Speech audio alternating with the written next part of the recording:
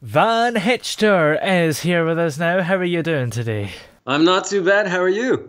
I'm doing okay. Last time we spoke, you mentioned about having to stay at home if you wanted to save Christmas. Has that worked? Well, it has. I think for some, I don't. I'm in the city of Montreal right now. We've cancelled Christmas. The cases are still going up, but just today. It's December 7th, and just now our Prime Minister announced that the vaccine was on its way next week, and that vaccination would be starting. I know you guys have you guys already started, or is it just in the next few days? I think We approved it this week. I think it's next week as well that we're starting to give it to some people. so. Justin Trudeau just announced something along similar lines. It hasn't been approved yet, but it will be in the next few days. And this is just very, at this point, it's very sad, I think, for people who have elderly grandparents, and you think, damn, it could be their last Christmas. It's a shame that we won't be able to, see them.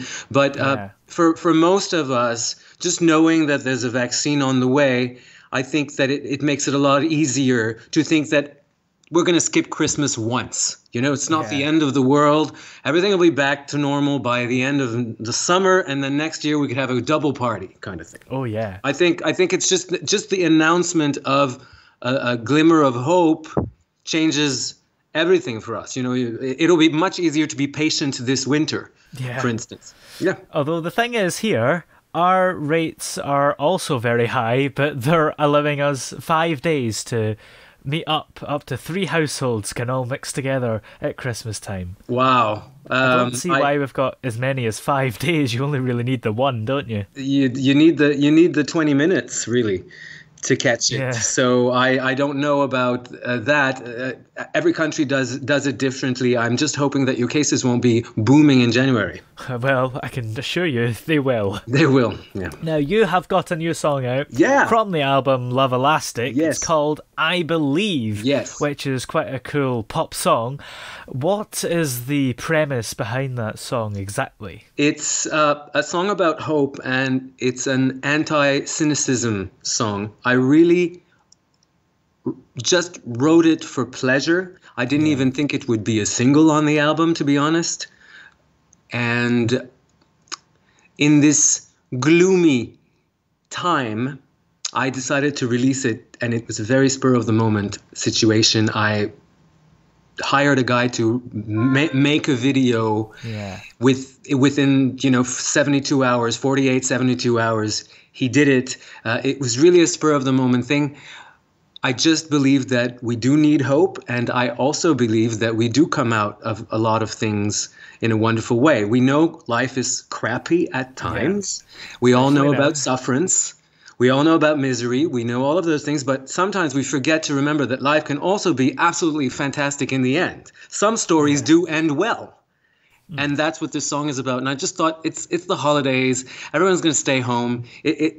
Let me just release the one that I did only for fun. That wasn't even a serious song to begin with, Yeah. Have you thought about doing a Christmas song for the holidays, or is that too far for you? I was approached by a guy whose name is Micro Panic last year at a concert. He wanted me to write a new Christmas song for him this Christmas, and then we were going to do it as a duet. I might do it next year. Obviously, I don't want to do a virtual duet. So what we'd have to do, I was thinking, wouldn't it be fun if we would just show up together in our suits, just do it really 1950s way, in our tuxedo, and then we're doing a duet. We'll see next year. But I was approached, and I'm not close to it. It's just the problem is you want it to be good. You don't want it. It's very easy to go cheesy, and it's very easy to do something that completely doesn't resonate with people's. So we'll see. Although a lot of the cheesy Christmas songs are ones that do well for some reason. But you have to be cheesy and catchy.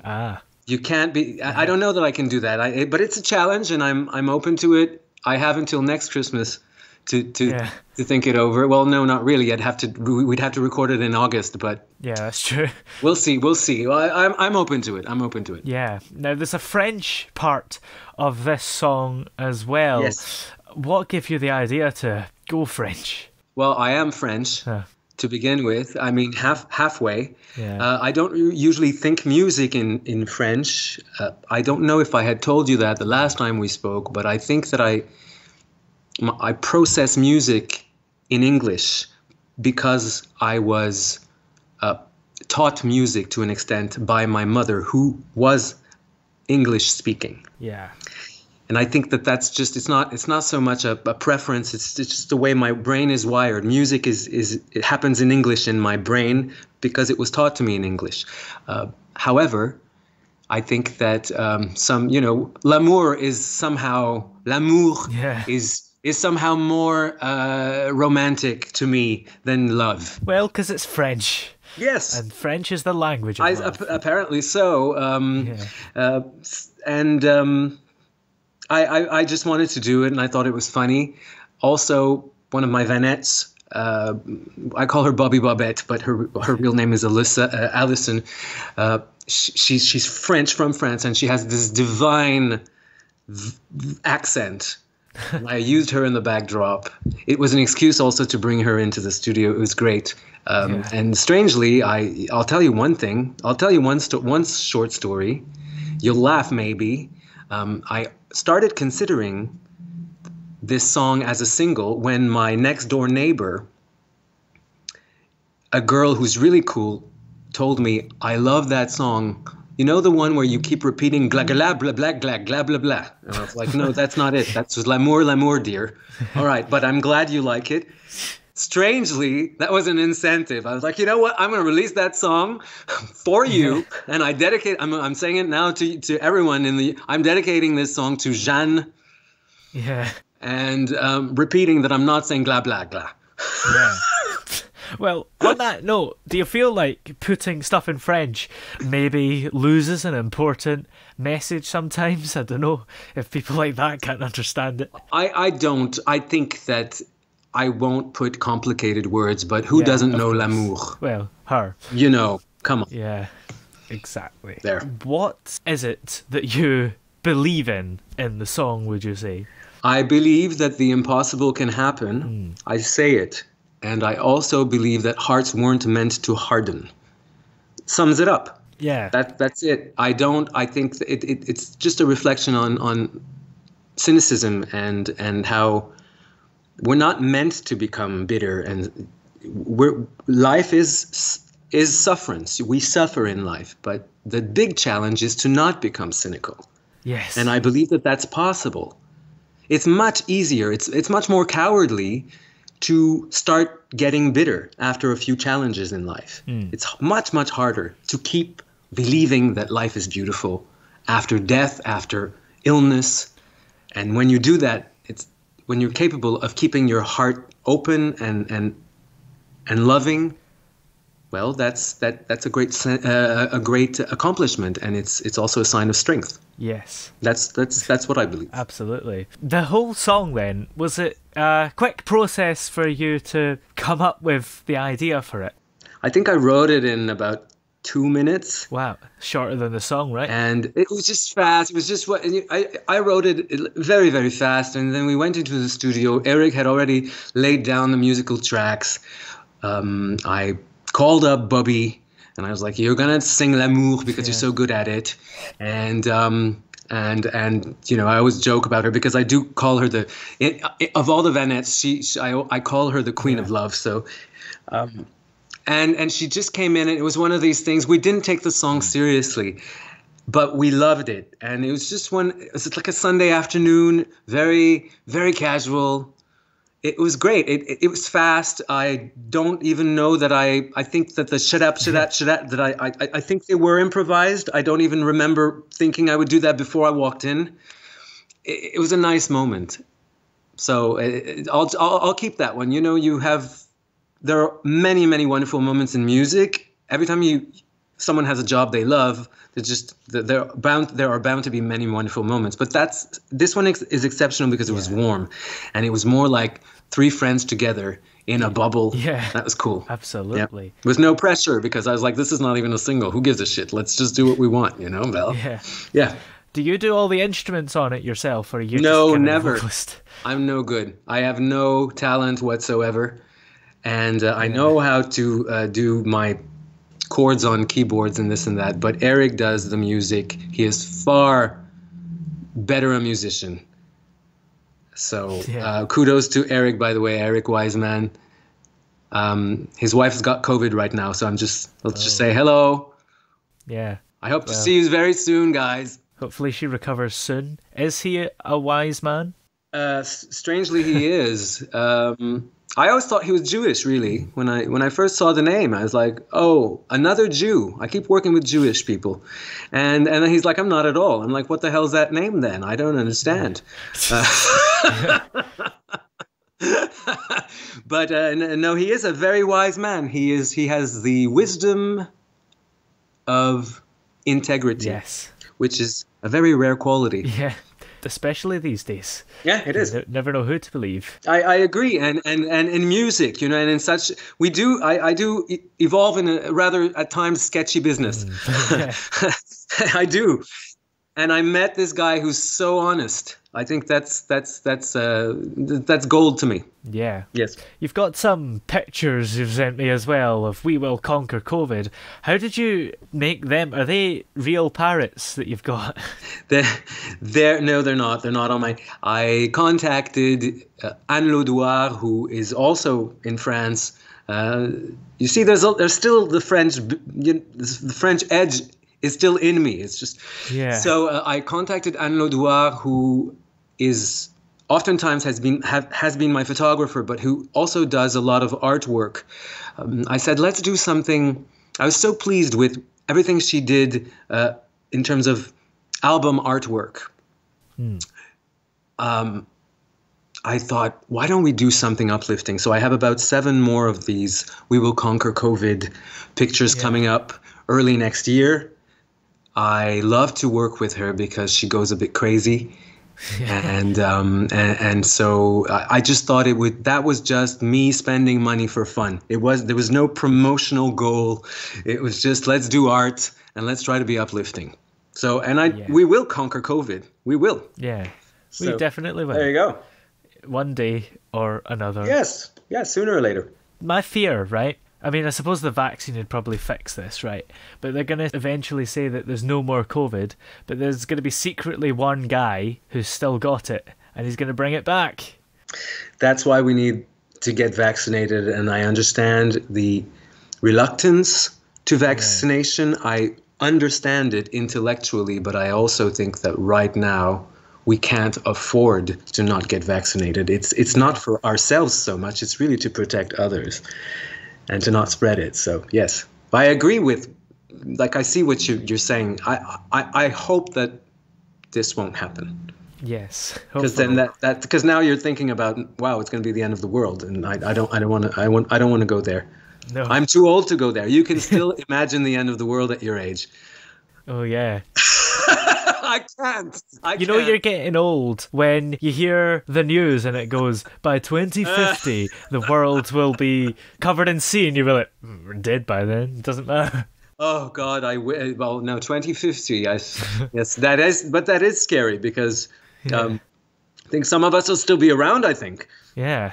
And our offspring. I mean, I don't have offspring that I know of, but then there's our offspring. You kind of think of you might not think 5 generations down the road, but people do think about their own children. Yes. So yeah. And a lot of people don't want to have any because they don't want them to go in a world that is going to be left in a mess.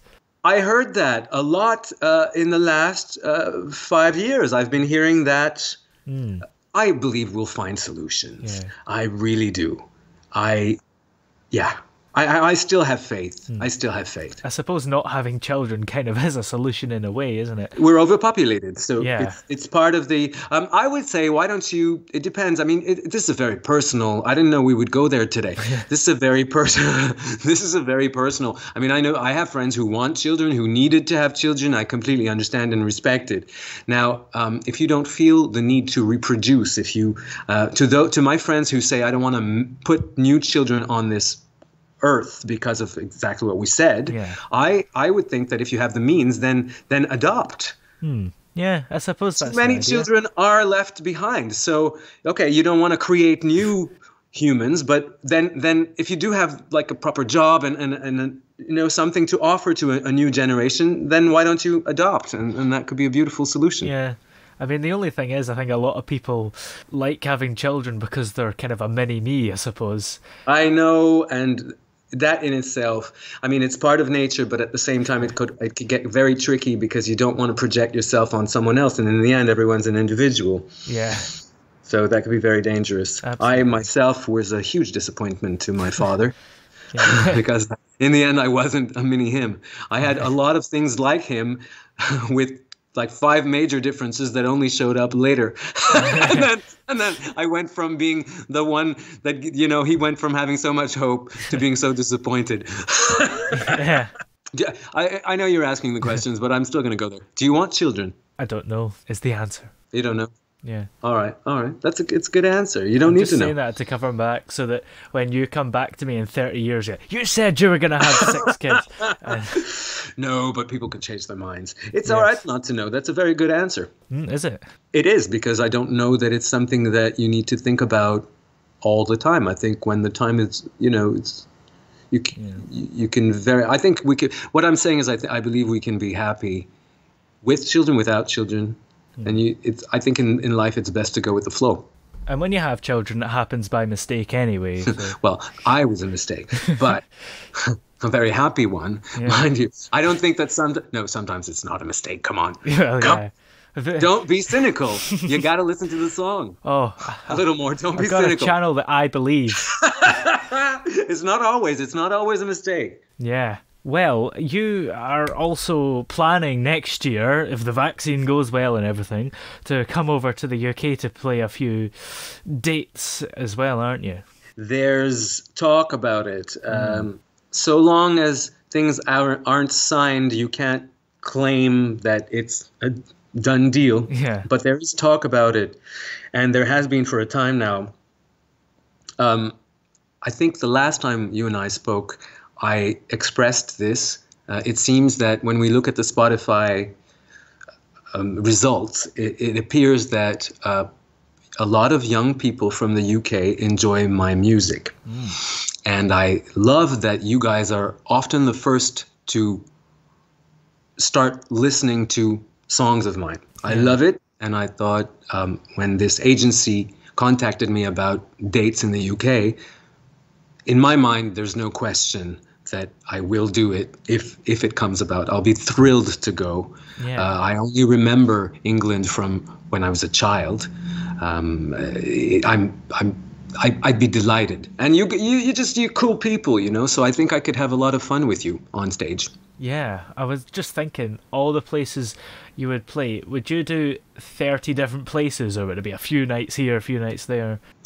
I would love to do maybe, say, 20 places out of 30 dates, and have a few nights. Let's say we do a beautiful nightclub. I love the nightclub pop-up. I love it. To me, that's the most fun. I'm not saying I don't like to do a full show, but I love the pop-up because it's a surprise, and it leaves. It's like, ta-da! Here I am, and no one knew, and here we are, and and they don't know the song, and it's a lot of magical things have happened to me in that type of situation. Yeah, and sometimes people don't expect much from those type of performances, and then they're just amazed by you. Exactly. And you could flop. There's a risk. I mean, I guess, I kind of like the risk also. There's a risk that they will just really boo you because they didn't pay to see you. You're not in the plan, and you arrive there. Most of the time I get a lot of love. I know that one guy, gave me the finger once. Whoa. at a club because he wasn't happy that, and that was fun too, because I dragged him on the stage, grabbed him away from his girlfriend. I sung the chorus with him. By then he was kind of forced to warm up to me a little. Yeah.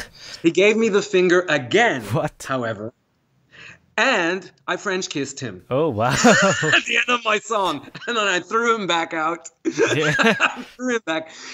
It was just, he bought me a drink afterwards. Oh, wow. See? He's like, dude, now it's trying to be rude, and then you're double rude. And I'm like, and the rudest thing I can do to you is to French kiss you. So there you go. Double fingers to you, baby. Yeah. The girlfriend was laughing. It was fun. Yes. Obviously, that was before COVID. Yeah. Way before COVID. Of course. When we could touch people. Yeah. I wonder if they're still together after that. Of course they are. It's just one of these things. I was like, how do you neutralize the finger? I think, how can I, I needed to step it up a notch and take it up a notch, Yeah. Yes. Absolutely. I was hoping he wouldn't stab me or anything. I was very worried when I did it, but I mean, at least we don't have guns over here, I suppose. Exactly. And I knew that he didn't have a gun. I was afraid he'd punch me. Yeah. But it kind of all worked out, and it was wonderful. And I know that's exactly the kind of story I look for. And I know that I'll remember that one night probably until I die, until I'll be very old and remember that night. Yeah, absolutely. Yeah. Have you got any more songs coming out from the album that we're able to look forward to? Yes, I have something coming out in late January or early February called I Am. I Am. That one was planned. That one was really, it's getting so many comments on Spotify. Oh, that should be the next single. This should be the next single. Yeah. And I always listen to youngsters. So when people between ages 17 to 26 tell me something, I usually listen. I'm releasing that one. And then maybe another one in the summertime. I was thinking June, July, it'll be time for the disco. Yeah. Because we'll be dancing again. And it's the dance song of the album. I think by then, dance floors should be open again. Hopefully. So it'll be time for the disco. Either that or we're just still dancing in our own kitchens. Which I suppose works because I don't need the disco, I've got a kitchen. That's the message of the song. I like the dance floor. I like the dance floor because, you see, you never make as much effort in your kitchen, do you? I mean, it's very nice. What I miss about the dance floor and what I miss about the clubs is that people always put on a little bit of a show when they walk into the club. Yeah. There's a certain amount of dressing up going on. There's a certain amount of attitude. Yeah. That's very interesting because it's like, oh, this is not you. This is the character everyone's trying to do a little bit of a character. Everyone does it. It could be very extreme or subtle, but it's there. And I love to see what people choose in terms of character that they don't do in their own kitchen. Yeah, exactly. They're too much themselves for me. I'm sorry. I can't do the kitchen, actually. And there's not enough space, really. I mean, what do you miss the most? The cinema, but then that was open for like a month and a bit here. Like, they're allowed to be open at the moment, but most have decided to shut again because no films want to release themselves, and so it's not good for a business. Oh, and that's why they shut down again. Yeah. Oh, we were shut down a second time by the government. Ah, right. Because cases were exploding. I see. So in your case, it's a lack of business. That's very sad. That's going to be very hard to recover. I think we will in time, but oh God, that has to be hard.